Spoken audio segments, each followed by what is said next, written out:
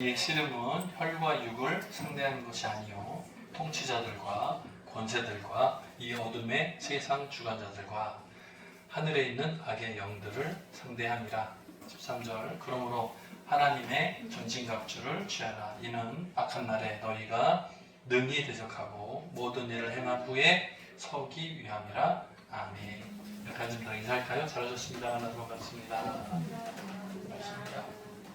네. 오늘 말씀의 제목은 갑옷 같은 믿음, 갑옷 같은 믿음이라는 제목으로 함께 은혜 나눠보고자 합니다.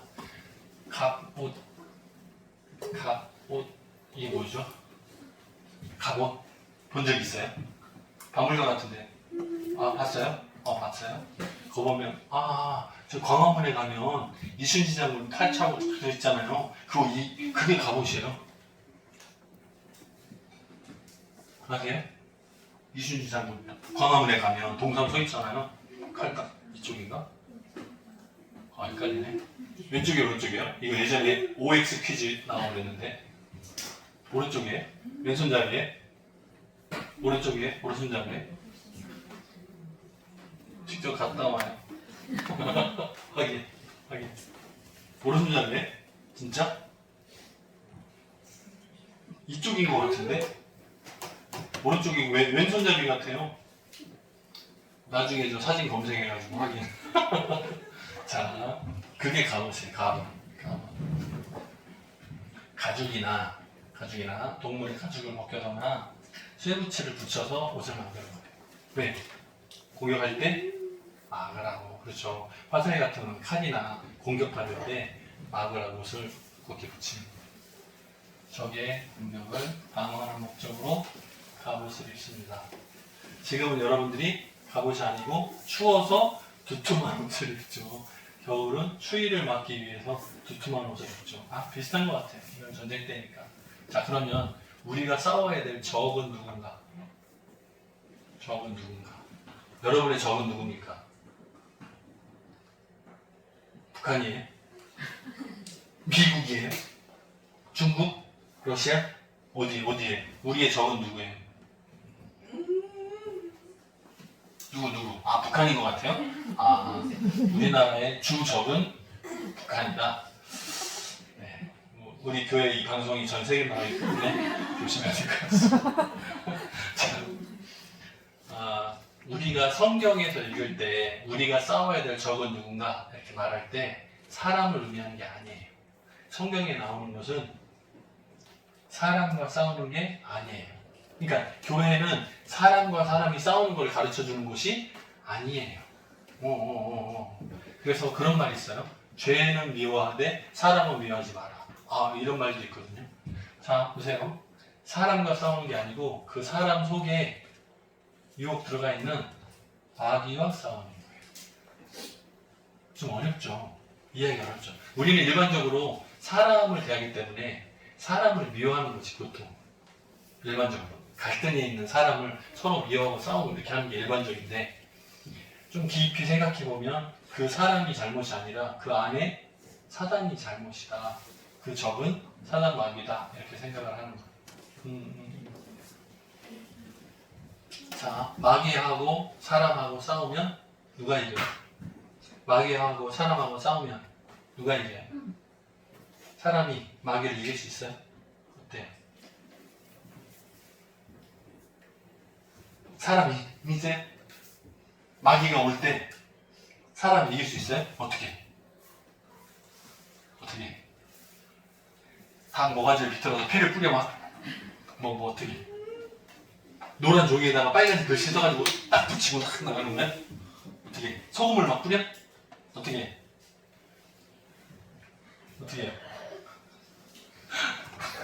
자, 보세요. 마귀하고 사람하고 경쟁하면 사람이 져요. 우리 힘으로는 안 돼. 불가능해요. 불가능해요. 근데 성령이 우리와 함께 하십니다. 하나님이 내 편이기 때문에 사단 마귀는 놀라서 물러가겠죠. 나는 힘이 없어. 그런데 나와 함께 하시는 하나님이 계시기 때문에 내가 사단을 이기는 게 아니고 하나님은 너무너무 기기는 거예요. 천지만물을 창조하신 하나님이니까. 근데 그 하나님이 내 편이 돼주시니까. 내가 하나님 편이 되니까. 하나님과 내가 함께 하니까. 사단마귀가 놀라서 물러가네. 찬송가 가사도 나오죠? 그런 거예요. 그래서 성령의 인도하심이 있기 때문에, 성령의 인도하심, 동행하심이 있기 때문에 우리는 마귀가 와도 두려워할 필요가 없다. 내 힘이 아니고 하나님이 함께 하시는 능력으로 우리가 이길 수 있다 이 말입니다. 자, 악한 영이라고 오늘 말씀이 나오는데요. 악한 영의 활동들을 보면 이런 것들이 있어요. 하나님의 계획을 방해해요. 하나님의 계획은 뭐예요? 일반적으로 선한 일이에요. 네, 선한 일이에요. 하나님을 사랑하고 이웃을 사랑하는 선한 일들이에요. 근데 그것을 방해해요. 여러분 마음속에 예배를 드릴 때도 피곤함이 생각나고 다른 생각이 나. 집중하지 못하게 방해해요. 그게 사단의 방해예요. 핑계인가요? 핑계? 내가 딴 생각을 하면서 사단이가 잘못해가지고 사단이가 나를 욕해가지고 내가 딴 생각을 했어요. 핑계인가요? 아니고 사단이 우리 마음 가운데 나쁜 생각을 집어넣죠. 사람을 유혹해요. 그리고 넘어지게 해. 우리 창세기도 마찬가지인데 아담과 하와가 하나님의 형상과 모양대로 지음을 받았어요. 하나님의 형상 모양 그대로 지음을 받았으니까 아담과 하와의 생각은 항상 하나님께 영광을 돌리고 하나님을 찬양하는 데 집중되어 있어요. 그런데 내버려 두면 늘 하나님께 영광 돌리면서 살아가요. 그게 당연하고 정상인데 뱀에게 사단이 들어가서 뱀이 하와를 꼬시잖아요. 넘어가는 거예요. 이제 그런 식으로 하나님과 사람 사이를 멀어지게 이간질을 시키는 거예요. 그래서 하나님께서 떨어지도록 하나님의 말씀을 불순종하도록 만드는 거, 그게 악한 영들, 마귀들이 하는 일들이에요. 혹시라도 우리들 마음 가운데 어떤 생각이, 분노가 일어나고 짜증이 일어나고 미움이 일어나고 다툼이 일어날 때 잘 생각해 봐야 돼요. 이게 왜 이렇게 됩니까? 그리고 이 상황이 계속됐을 때 어떻게 될까? 갈등이 생기고 서로 연합하지 못하게 멀어지게 되고, 그러면 하나님과 내가 기쁨으로 나누는 것이 방해받는. 자, 예배 시간에 주일날, 특별히 주일날 예배 시간에 들어가기 전의 상황들을 조심하라고 말씀드린 적이 있어요. 조금 껄쩍지근한 회의를 해야 된다? 언제 하는 게 좋다? 예배 끝나고 가서, 혹은 미뤄서 평일에 하는 게 낫다. 예, 주일날 예배 시작하기 전에 만약에 회의를 했는데 굉장히 심각한 내용이야. 막 짜증날 수 있는 내용들을 막 회의를 했어. 근데 해결이 안 됐어요. 회의가 끝나지 않고 예배 끝나고 다시 모입시다. 탁 미뤘어. 그리고 예배가 시작됐어요. 근데 좀 전에 회의한 사람들의 얼굴들이 서로 비쳐. 어때요?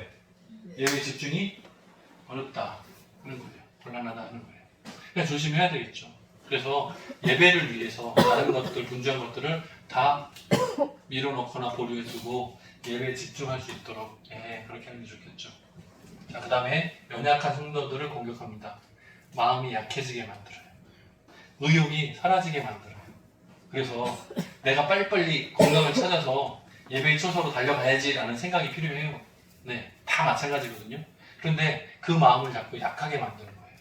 아유, 이번엔 못하겠다. 다음에요. 그 다음에 자꾸 미루게 해. 그래서 내가 힘들고 어려워도 나를 훈련시키고 나를 쳐서 복종시키고 내가 말씀대로 따라가려고 막 노력을 하고, 이게 당연한데 이게 자꾸 느슨해지는 거예요. 뒤로 물러서는 거예요. 내가 밤을 새서라도 열심히 감당해야 될 일들이 있는데 그거 급하지 않고 자꾸 뒤로 미루는 거예요. 다른 일들은 막 바빠. 밤을 새라도 해. 막 만들어요. 근데 교회 일들은 자꾸 미뤄. 이럴 수 있거든요. 여러 가지 이유로. 또 우상을 의지하게 만들어요. 제가 좀 전에도 설명하면서 노란 종이때 이마에 붙인다는 얘기들 우스꽝스럽게 농담처럼 말했는데, 많은 사람들이 몸에 부적을 가지고 다니는 사람들이 꽤 많아요. 믿지 않는 사람들은 정말 많고, 예수 믿는 사람들 중에도 베개 속에다가 뭘 집어넣고 잔대. 팥베개를 베고 잔대요. 귀신을 쫓아가지고 정신이 맑아진대. 네, 이상한 경험들이 참 많아요. 우상을 의지하도록 해. 분위기가. 그죠? 직장에서도 직장 상사의 종교를 따라가는 부하 직원들을 많이 봐요. 네. 위에 직장 상사의 종교가 뭐냐에 따라서 내 종교가 결정돼. 그런 사람도 있어요. 직장 상사가 불교 신자면 나도 오늘부터 절에 다녀. 근데 위에 봐가지고 천주교 신자면 나도 성당에 막 미사 드리러 왔다 갔다. 봐가지고 기독교면 종교가 없으면 나도 없어요. 없어요. 말해서 따라다녀. 어때요? 내 안위를 위해서 종교를 바꾸는 곤란하겠죠. 네. 그리고 서로 미워하게 만들어요. 이게 교회 아니라면 더 심각할 것이고 가족이라면 더 심각할 것이고 네. 상황이 좋지 않겠죠. 서로 미워하게 만들어요. 그리고 시험에 들게 만들어요. 이 시험이 아니겠죠. 그죠? 의심하게 하고 실망하게 하고 포기하게 만들어요. 자, 포기도 좋은 의미가 될 때가 있고 네. 결단도 나쁜 의미가 될 수 있어요.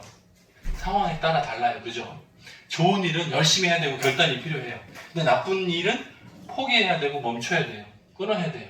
당연한 거죠. 그러니까 이 많은 것들 가운데 하나님하고 가까워지는 것들에 방해하는 힘이 악한 영들에게서 나오는 거예요.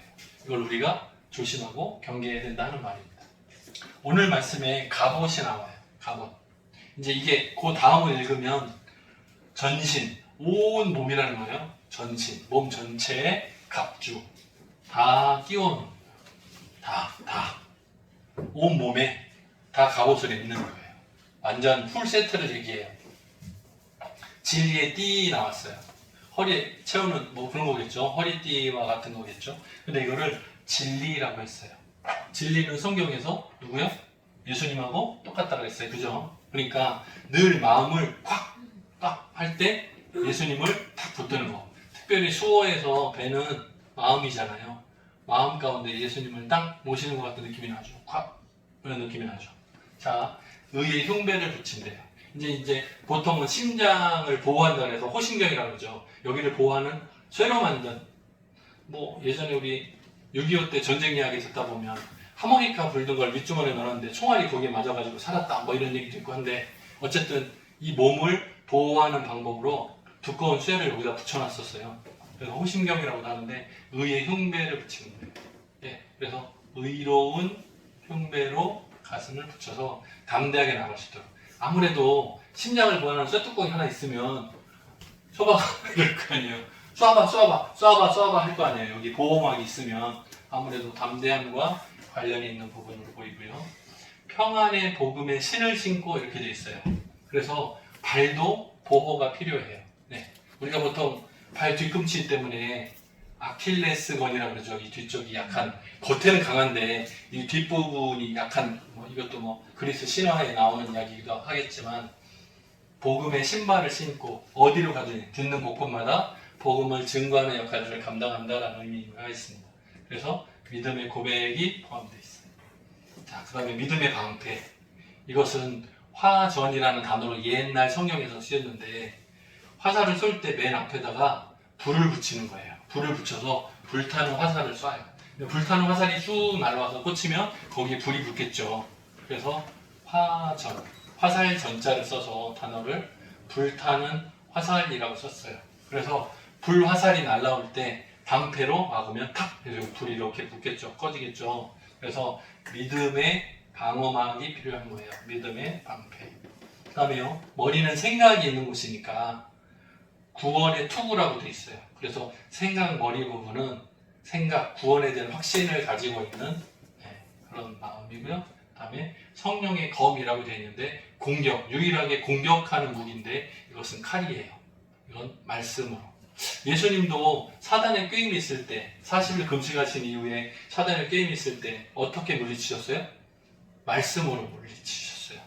여기서도 검, 우리가 사단을 공격할 수 있는 것은 말씀뿐이에요. 그래서 말씀을 암송하는 것도 굉장히 중요한 부분이고 기도할 때마다 말씀을 인용해서 기도문을 쓰는 것도 굉장히 중요한 부분인 것 같아요. 그래서 성령의 검 이렇게 돼 있어요. 이게 뭐라고요? 마귀의 공격을 막는 요소들이에요. 머리부터 발끝까지 그리고 믿음의 방패까지. 해서 공격을 막는 모양이에요. 이거 보면 옛날 고대 시대에 전쟁하는 군인의 모습처럼 나오죠. 왜요? 우리는 십자가 군명과 같으니. 예. 그래서 여기를 보면 마치 전쟁터에 참가하는 군인의 모습처럼 투구부터 칼까지, 방패까지, 호신병이나 밑에 있는 복음의 신발까지를 다 머리부터 발끝까지 전체를 준비하게 하셨어요. 이와 같이 영적인 전쟁에 참여하는 우리도 마찬가지로 이런 준비가 필요하다는 예화예요, 사실.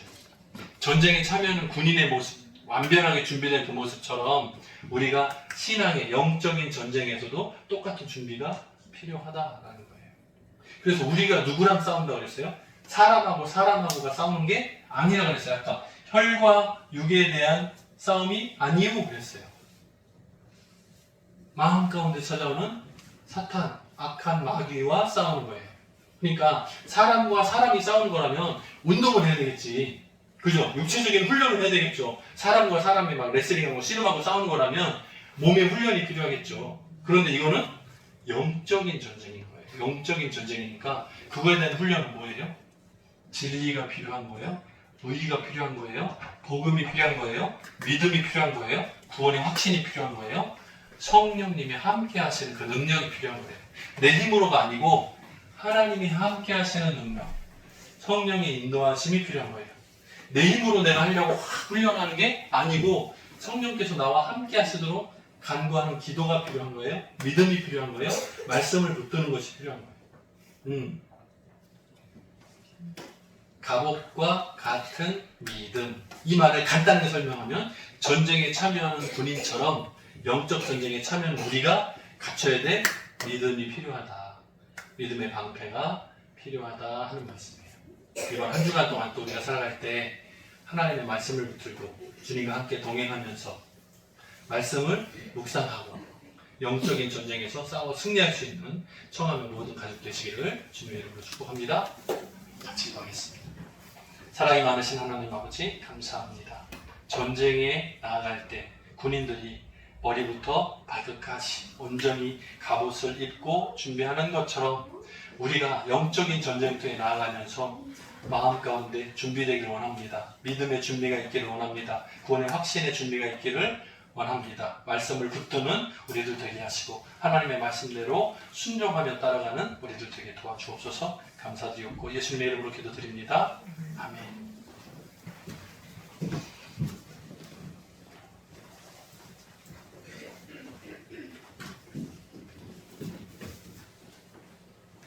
성경 93장 부르시면서 준비하신 한 분씩 있습니다.